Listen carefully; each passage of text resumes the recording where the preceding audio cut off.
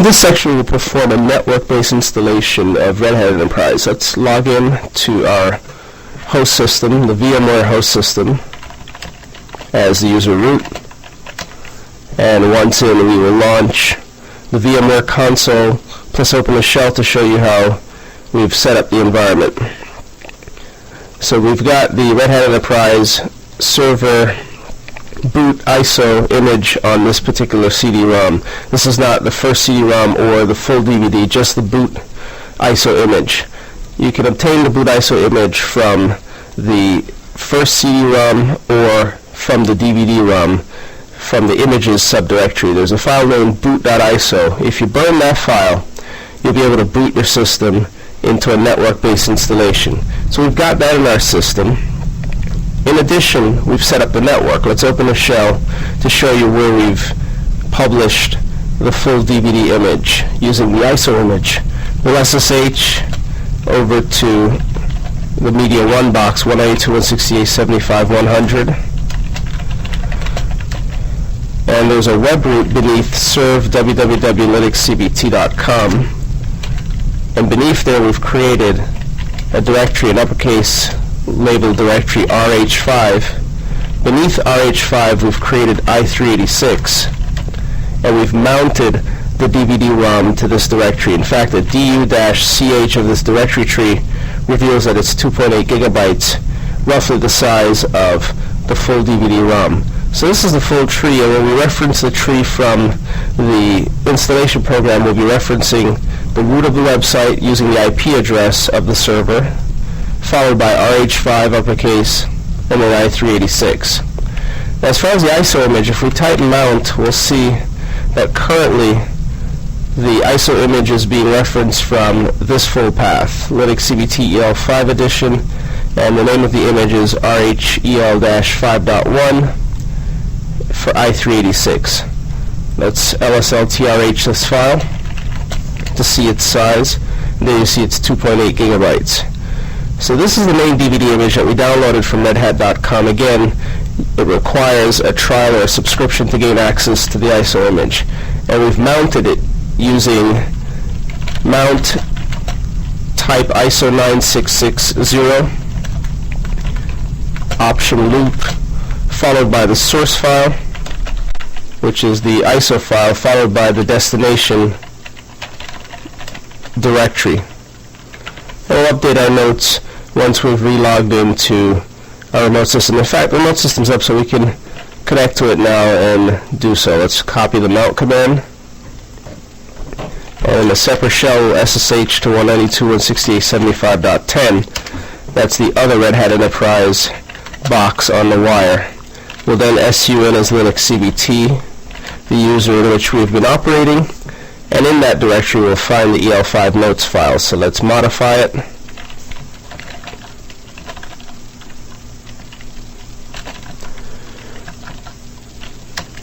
And there's the file. So, in a separate section, we'll create a header for install RH5 using the network. In our case, we'll use HTTP. And the general steps include download ISO image, preferably the DVD ISO image for RH5. However, you can mount the individual CD images or concatenate or create multiple disks beneath your top-level directory, such as disk 1 through disk 5, and copy the contents of each disk into each of the directories. But it's easier if you use the DVD ISO image. So download the DVD ISO image, create a directory beneath your web root, for example, serve www.rh5 i386 as an example. Our directory is slightly different. In fact, it's linuxcbt.com rh5 i386. We indicate i386 to represent the platform in the event that you'd like your web server to host multiple platforms of the binary code for the operating system. So for example, you could have RH5 AMD64, i386, Intel, or IA64. Next, mount the DVD ISO image to the web root as follows. Source ISO image and destination. In this case, the destination is serve www linuxcdt.com rh5 i386. Test that it's accessible, so test accessibility using a web browser. And this could be a text-based web browser if you like, such as links. However, it's simple to launch Firefox and try it graphically. So we'll test it very quickly. We'll start a new session and attempt to access that path. So that's 192.168.75.100 rh5 i386. And there you see the full directory tree. You should also ensure that your Apache web server or iOS web server permits directory indexes. So let's just note ensure that web server permits directory browsing or indexes, auto indexes in Apache, so that you're able to see a formatted presentation of the directory, since there will be no default start file such as index.html. So here are the different directories and files that are included. There's software for cluster storage and clustering. If you navigate, you'll see many RPMs that includes the cluster administration and cluster software, end user license agreement, GPL, readmes in different languages, release notes in different languages, the server top-level directory, which contains all of the RPMs that constitutes the build. We've got our virtual technology or virtualization subdirectory, which contains the virtualization code for different languages. An images subdirectory, this is where you'll find the boot.iso image. Use this boot.iso image, and we should just make note of that, to create your boot CD that we currently have plugged into our machine. So step 5, create boot CD-ROM using images boot.iso, or optionally boot with a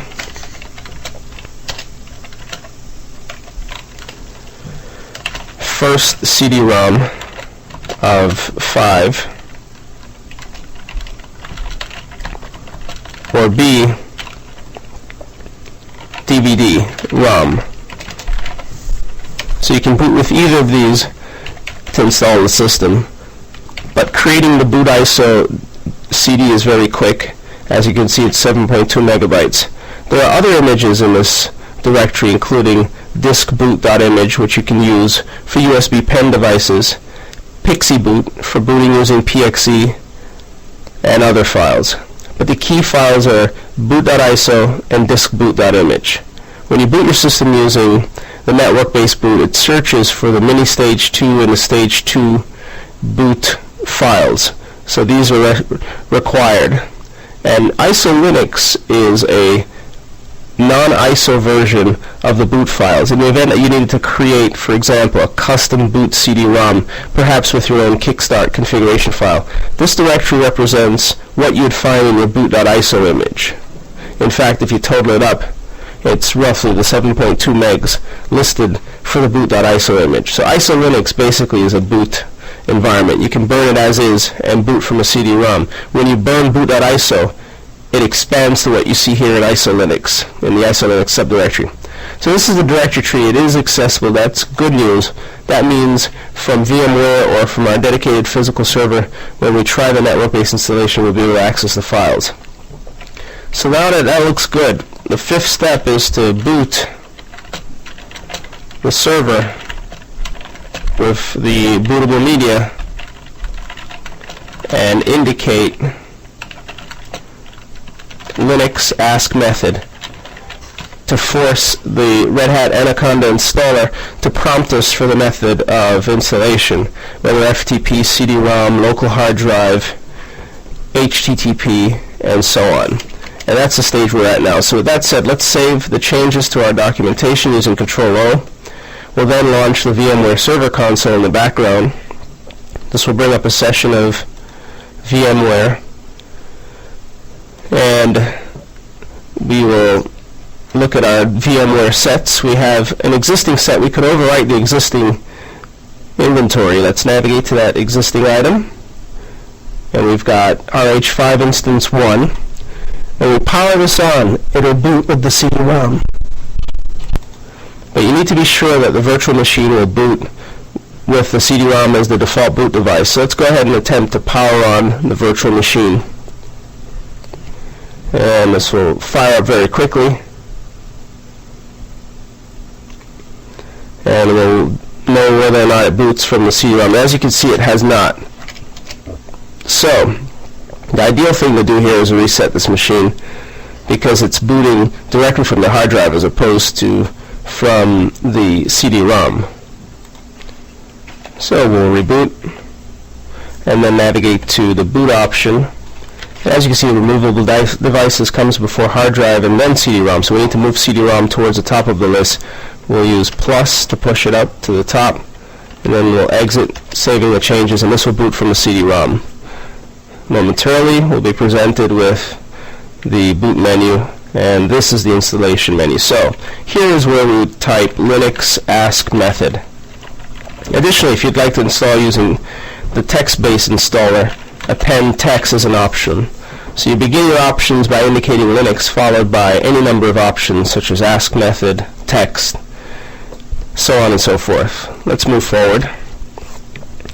This loads the kernel. It begins detection. It loads the various drivers for the different storage subsystems, and we should be propelled into the installer mode. Momentarily we will be prompted for the installation source, which again can be one of many, including HTTP, FTP, NFS, local media such as CD-ROM or DVD drive, or even a local hard drive.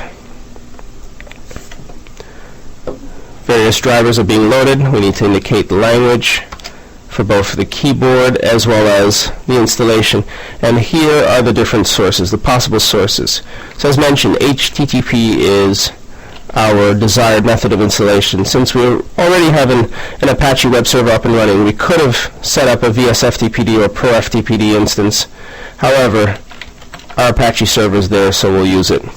We need to determine what to do with IPv4 and IPv6. Both are set to automatic, which means this installer or this instance will obtain its IP address dynamically using DHCP. Sending a request to the DHCP server, and if all goes well, we'll make it to the next step.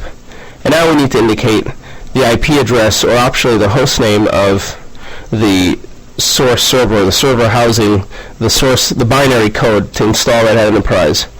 So we'll indicate the IP address just in the event that name resolution is not available, although it usually is if your DHCP server has handed it out. So the server's IP address is .100, and the directory relative to the server is /RH5. Now this isn't the absolute directory, this is the web accessible directory. So it's RH5 I386. You can pull this directly from what we indicated in the text file or specify below in the web browser, index of /RH5 I386. From there, the installation process will find the remainder of the files. And the next window will tell us whether or not it's found it, and there you see it's retrieving images, ministage2.image. That means it's pulling, or it has pulled the file from the server and will pull subsequent files from the server. So this is looking good thus far.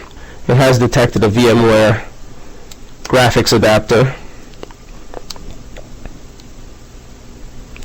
but a graphical installation will not be performed. And now we're ready to perform a text-based installation of Red Hat Enterprise, across the wire, of course.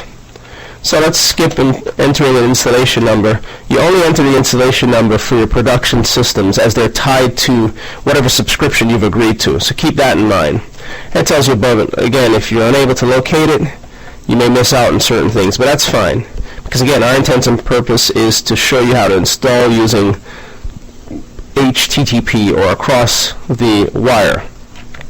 Now it has located an instance, and we can determine what to do. So we either choose one to upgrade or reinstall altogether. Reinstall is equivalent to installing the system fresh. So we'll enter OK, and this propels us to the next step where we can determine what to do with the partitions. We can also create a custom layout for our partitions.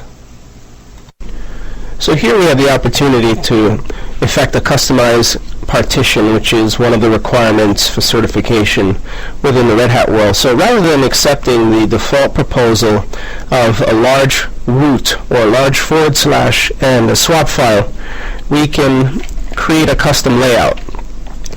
Now, had we had more drives, or more virtual drives in this case, we'd be able to create a RAID setup, like a RAID 5 or RAID 1 or 0, but we'll look at that in a subsequent section. For now, we're working with one hard drive, SDA, which means it's a SCSI or a SCSI emulated hard drive, or even SATA-based hard drive, which tends to take the S prefix as opposed to the H prefix. H is for TAPI IDE hard drives. So SDA is our lone 8 GB hard drive, which we can customize. Generally, it's suggested that you break your key partitions, such as var, home, and root and boot, into distinct partition chunks in the event that one becomes overwhelmed with data or flooded with information. It doesn't usurp or compromise the other partitions. However, in the case of one large / or one large root partition, if in the event that one of the directories or mount points such as var within that one large partition becomes overwhelmed, you run the risk of exhausting all of the space on the user space hard drive or user space mount point, which could result in a denial of service or the inability for you to use the system. So it is ideal for you to separate your partitions out. So let's select to move forward with Create Custom Layout by tabbing down to OK and pressing Enter on OK. Now, here's the existing layout. A logical volume group exists named vol group 00. A logical volume vol 0 exists, and it's ext3, and it represents the root file system. Another logical volume 01 exists for the swap partition. The boot partition, however, ext3 is SDA1, and it stands alone at roughly 100 megabytes. So this is the current layout. We need to delete the current layout and create a new layout. It doesn't have to be LVM based. We'll also be looking at LVM during installation as well as once the system's up and running later on. For now, we're just going to create basic partitions to illustrate the point. So let's delete the different partitions. In this case, we need to select an individual partition such as SDA1. And each partition, as you can see, begins with 1 and increments by 1. So SDA1 is the first partition on the first hard drive, equivalent to HD 0, in grub terminology. So let's delete it, and we'll get rid of SDA2, and we'll have free space to partition. So now we've got the full 8 gigabytes free, or 8192 megabytes to partition. So to partition, you navigate to New using the arrow key left or right to get to New, or you can press F2. The function keys are below, and then you determine the mount point. So we'll start by creating a boot partition. A boot partition is where the kernel is housed, meaning the Linux kernel, as well as the other key boot files, such as the grub bootloader for stage 1, 1.5, and 2. So when your system, your BIOS hands off control to the operating system, the first partition that's consulted is the boot partition. Whether it's in the larger root or a separate partition, it's always consulted. Grub is launched, and grub launches the drivers necessary to interact with ext3 and read the remainder of the partitions and set up your system. So it's always ideal to define your boot partition as roughly 100 megabytes and also first, somewhere in the first area of your disk, so that your BIOS is able to get to it easily. Nowadays, however, modern computers have no trouble getting to the boot partition, regardless of its location on your hard drive, and also regardless of the size of your hard drive. To indicate the partition to be boot, just indicate /boot. Then select the type of file system, and which drives may participate, as well as the size. We're now down to the size field. We'll indicate that it should be 100 megabytes. It's a fixed size, so it'll be 100 megabytes by default. However, you can fill the maximum size of whatever you indicate, or you can fill all available space. So if it's the last partition that you're creating and you're not sure exactly how many megabytes or gigabytes are free or kilobytes, you can indicate fill all available space, and the remaining partition space will be consumed. You can also force the partition to be a primary partition, such as a bootable partition.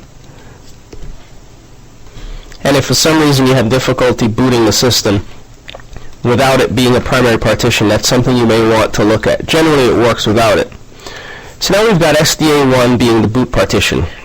We want to create now another partition. Let's move forward and create home.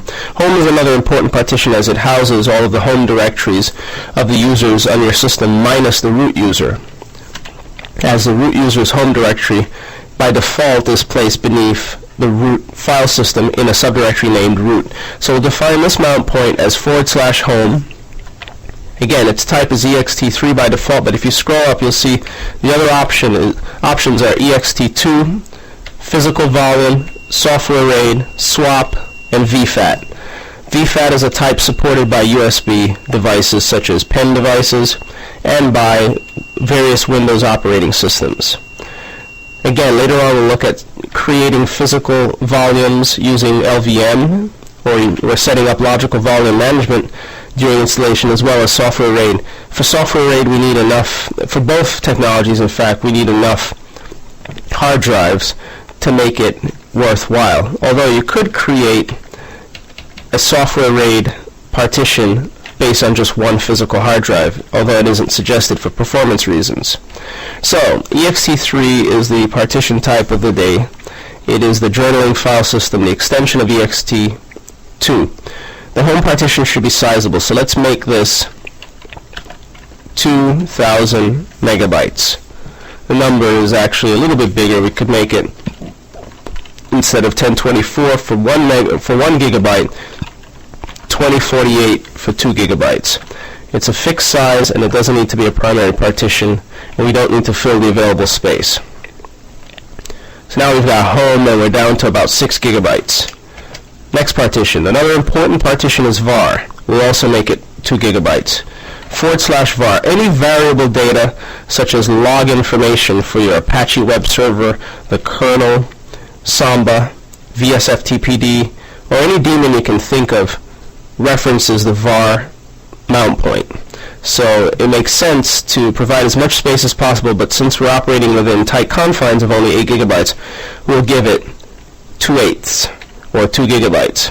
It'll also be ext3, and we'll make it 2048 megabytes, and we missed that by tabbing over, so we'll just tab back and indicate 2048 megabytes or 2 gigabytes, and it's of a fixed size. Again, you have the option to fill a maximum size or fill all available space. So in other words, you can set a maximum size, let's say of 4 gigabytes, but the partition only occupy what it needs at any given time. In other words, like a variable sized mount point.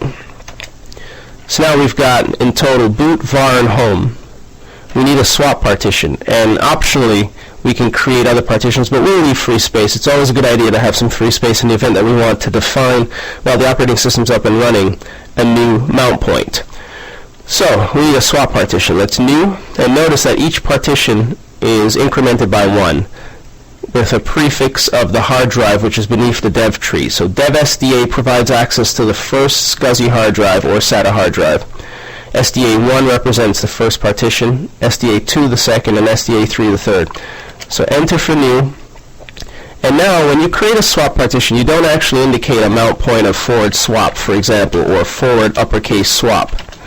This is unnecessary. Simply tab to the file system type and navigate to the swap type.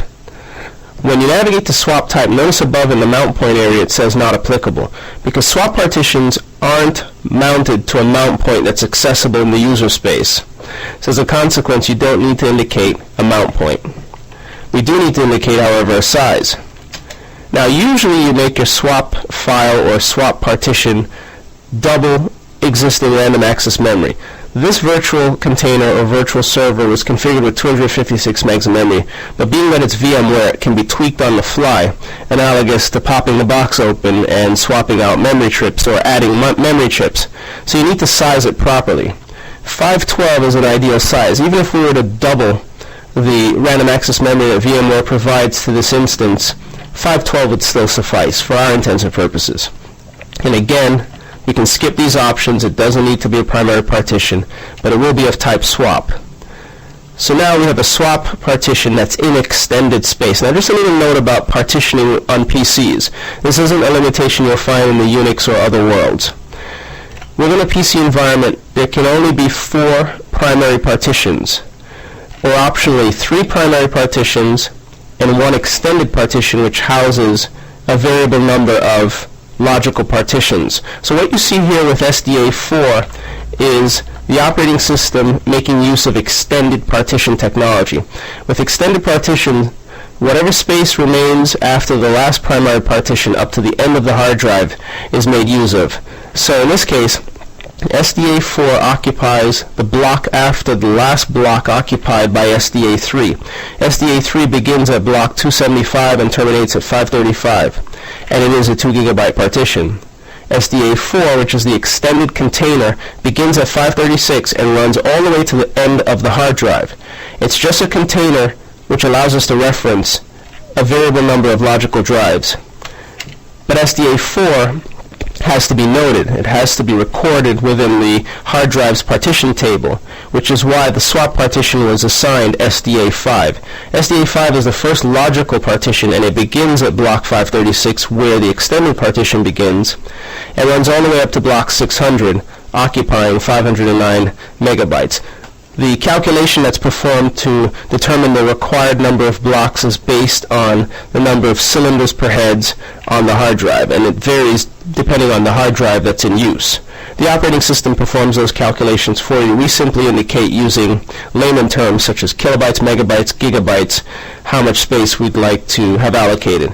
If you want to create additional partitions, you'd simply navigate to New and continue to do so, but note that they'll be created as logical partitions, which means they're within the extended partition space, which is not a big deal. They're still referenceable. But just note that your swap space is not SDA4, it's SDA5. With that said, we have a custom partition layout, and if you have other partitions in mind, such as opt for optional programs, or even etc, or serve to store your web server files and FTP files, by all means use the space to create them, or create them while the system's up and running.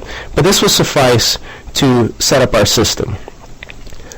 With that said, let's tab over to OK. Again, you see the option for RAID in the event that you wanted to RAID your hard drive spaces, or your hard drives and partitions on hard drives. And also, do note that below there are function keys, or ways of accessing the same options that we can with tab using the function keys. We'll enter OK, and here it says we're missing our root partition, which makes perfect sense. In this case, you must have a root partition to install on. Notice there is no root partition, so we do need to define our root partition. We've created boot, var, home, and swap, but no root partition. So let's create the mount point as ext3, and we'll make root 2 gigabytes as well.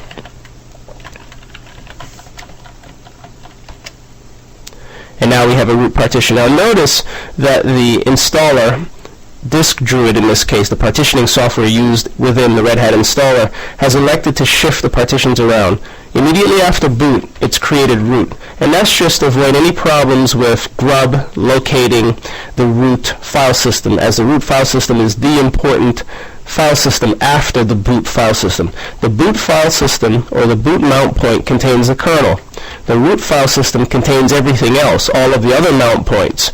So as a result, the Disk Druid software knows to organize the root file system as one of the primary partitions on the hard drive, shifting things around a little bit, moving home into the extended space. So home is now SDA5, swap is SDA6. That works for us. Ultimately, we have just about 1.5 gigabytes free. Let's enter to see if Disk Druid is happy, and it is. It asks us if we'd like to use a bootloader, and the default is to use grub. Again, this depends on whether or not your system will be used in a dual boot capacity. So we'll use the grub bootloader, that is. If you need to pass in special options to the kernel in order to start your operating system, this is your opportunity to indicate those options. But once the system's up and running, you can also modify the grub startup environment beneath boot grub.conf, as well as the menu.list file, to determine how your kernel starts. Some systems need certain options, like the disabling or enabling of specific options, in order for Linux to start. But those are few and far between nowadays, as most systems work seamlessly with the default settings. We'll enter the OK. If you'd like to protect your grub startup environment, in other words, you will force users to enter a password in order to modify the grub settings, and here's an opportunity to do so. Spacebar on it and set a password. We'll set a simple password of ABC123, and now the grub startup environment will be protected, meaning users will be unable to interact with your grub startup environment, consequently changing the parameters passed to your kernel and the way your system starts up. In other words, if a user physically hacks your grub startup, they'll have access to your system. They can influence the system and consequently access your data and compromise your environment. Enter the OK. It says the boot manager users can boot other operating systems. You need to tell me what partitions you'd like to be able to boot. There's nothing else. The only thing that needs to be booted is the Red Hat Enterprise Linux server, and it's set as the default. So we'll enter OK. Would you like to install the bootloader in the master boot record of the hard drive, SDA, not of the first partition, but of the hard drive itself. Each hard drive, each PC-based hard drive, has a boot partition, or a master boot record, that is, which functions as the boot partition. It's 512 bytes, and grub writes enough information there so that when the BIOS launches that hard disk or hands over control to that hard disk, the first program that launches is the stage 1 grub 512 byte loader, which then calls stage 1.5 and sets up the menu that we see, which allows us to boot the remainder of the operating system. So the master boot record is where we'd like to place it. Now we also want to configure our Ethernet interface, so let's move forward. We'll activate on boot IPv4 and 6 support. Dynamic IP address information is fine for our intents and purpose. Automatic neighbor discovery is fine for IPv6. And let's configure the host name the old-fashioned way. This will be called Linux CBT serve 4.internal. The clock does not use UTC, however we are in the American New York time zone and we need a root password.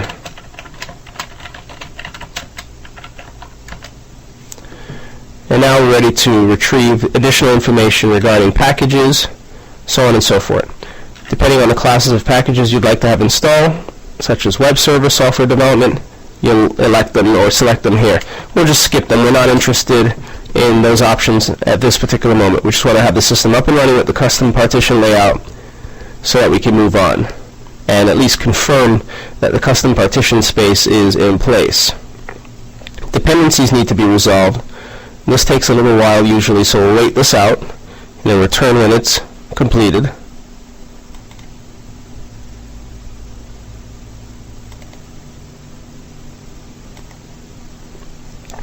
As you can see, we're at the halfway point. And again, this network installation is taking place within a VMware context. Makes it much easier for us to demonstrate the installation from soup to nuts, as opposed to pausing when the system reboots and capturing the screens and so on and so forth. But nonetheless, we've alternated between both the physical Dell box and the VMware emulated computers. In both cases, the installation processes have performed identically. Albeit within VMware it's emulated, but nonetheless, the concept remains the same. It still works likewise. And we'll just have one more check here before we move forward. And again, this installation process will yield an anaconda-ks.cfg file. For a Kickstart-based installation, simply rename the anaconda-ks.cfg to ks.cfg and publish that file in a place that's accessible.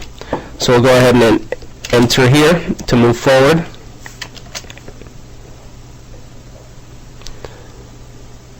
And this will take us to the next step. So again, that kickstart file can be made available on a networked server such as an Apache web server. The file systems are being formatted. They're roughly 2 gigabytes each minus the swap partition, which is 512, and the boot partition, which is 100. And we will be looking at the Kickstart installation in addition to creating RAID and logical volumes during installation momentarily.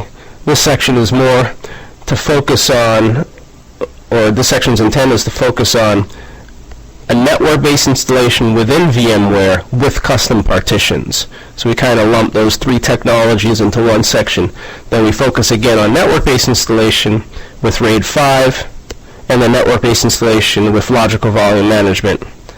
And then we also focus on the Kickstart-based installation, all of which are required for certification. So now at this point, it'll take whatever the ETA returned to copy all of the files, although we elected not to install software development and the web server related files, so that'll reduce the number of programs that are copied, but nonetheless it'll still take some time, and we'll just kind of elapse the time and check in once the system's finish. And because we've elected to install in text mode and avoid X altogether, the system will start in run level number 3, which is fully multi-user, just no graphical environment, which isn't required, of course, for a server class system. And this is just checking out the installation source. Again, this is all occurring across the wire. And this tells us that it gave an error, and it's related to the size of the root file system. And that's because it needs a little more space to store the information. Now, rather than allowing us to fix things midstream, it forces us to reboot and go through the process, which is not a big deal. We'll quickly get to that point and do it again. So the root file system should be a little bigger, perhaps about 3 gigabytes, or maybe we'll make it 4 gigabytes. So Linux, ask method, and we want it to be in text.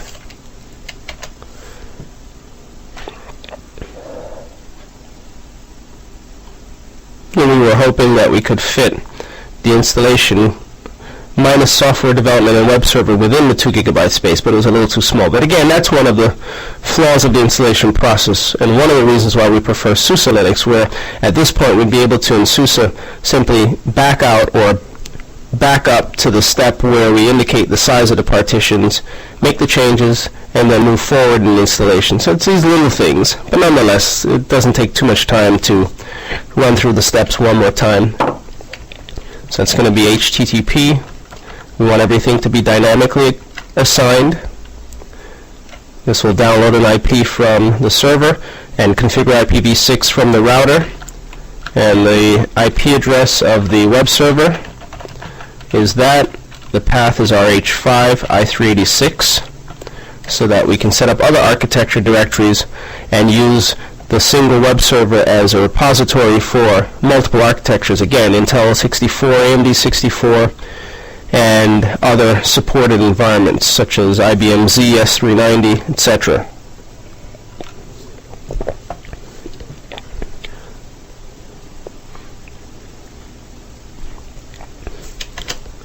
We'll move forward. We'll skip the installation number.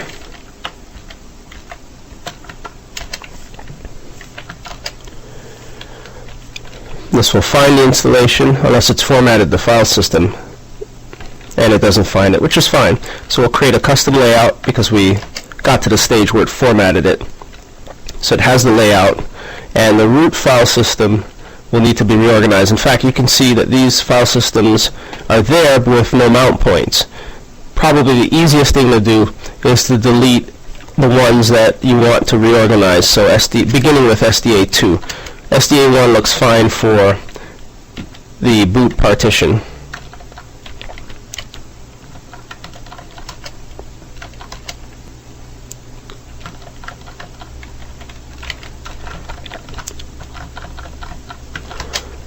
And we'll delete SDA4. Now we got free space. So with that said, let's modify, this we haven't done, we'll hover over SDA1 and edit it, indicating the mount point to be boot.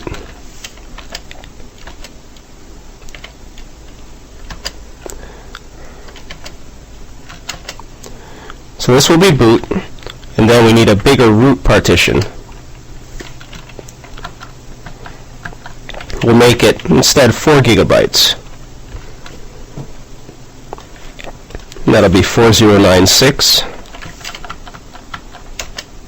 That should give us enough space for installation, leaving us about 4 gigabytes free. We want a var partition.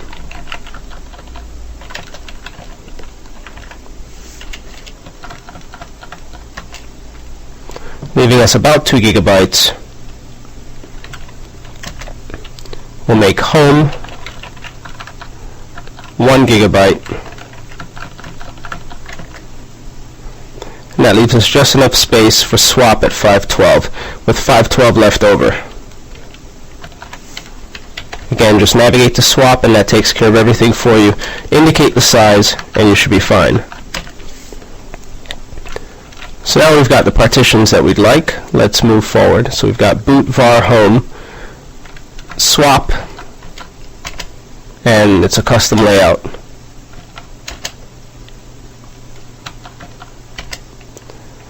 We'll assign a password so that we can show you how this works once the system's rebooted.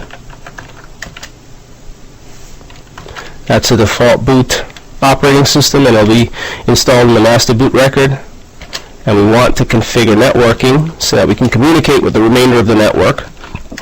IPv4 and 6 should be taken care of automatically. However, the host's name should be indicated manually.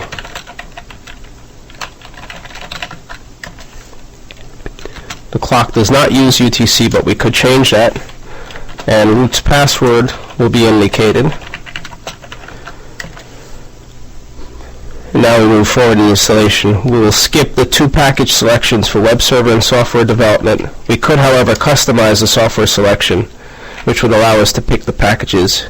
Again, another area where we see that SUSE Linux excels over Red Hat in that even the software selection process is much cleaner, much more defined. It's well defined, whereas the Red Hat software environment leaves a lot to be desired, but nonetheless, it's usable.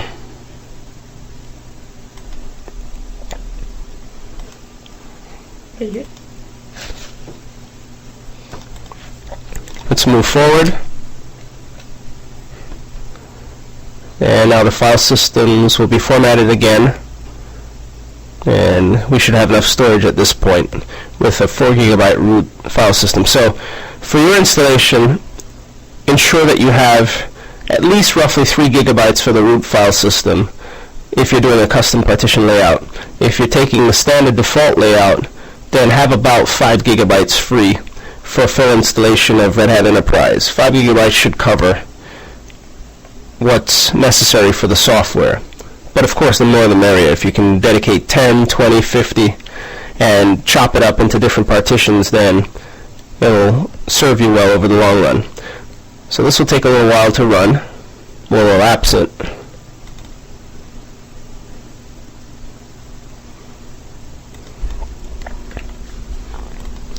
Now we've got about 6 minutes left before the full installation is effected.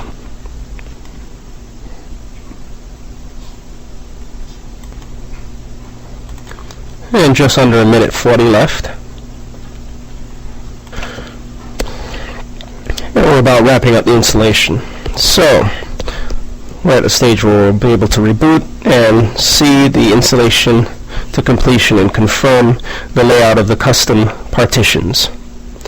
So this is run pretty quickly. It's taken roughly 10 minutes to get all 2-point-something gigabytes of the OS installed. So it's exceeded our expectations in terms of installation time. Now let's reboot. We need to enter the VMware interface, the BIOS interface, so that it doesn't boot from the CD-ROM.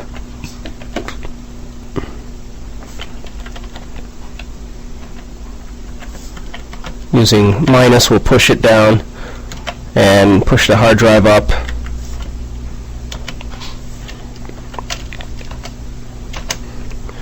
And this will boot us directly to the Red Hat Enterprise Start menu, the grub menu.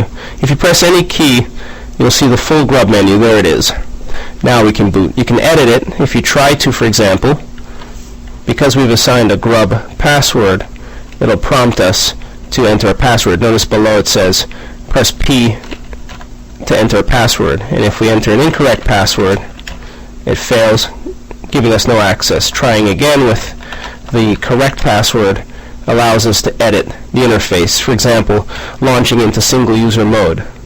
So we can edit this and just type single and then boot from single, and now instead of booting into the typical startup environment, we'll be in single user mode momentarily, which will still give us the opportunity to confirm the environment.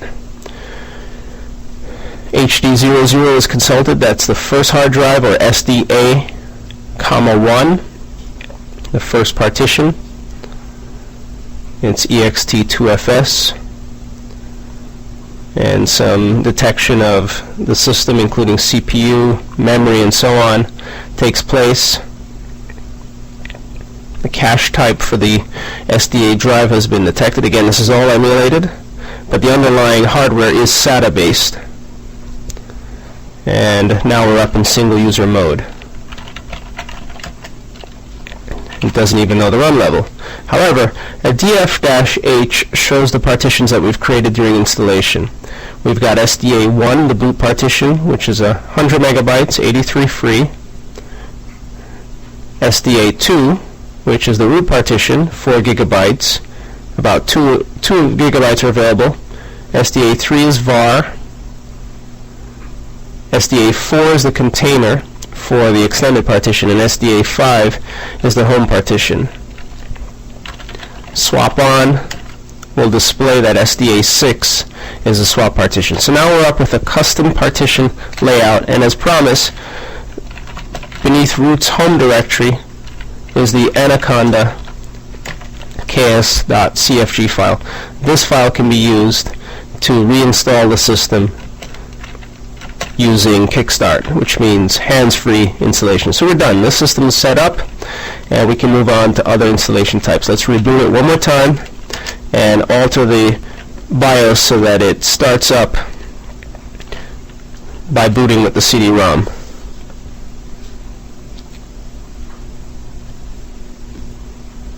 And again, that was an HTTP-based installation of Red Hat Enterprise Linux using custom partitions.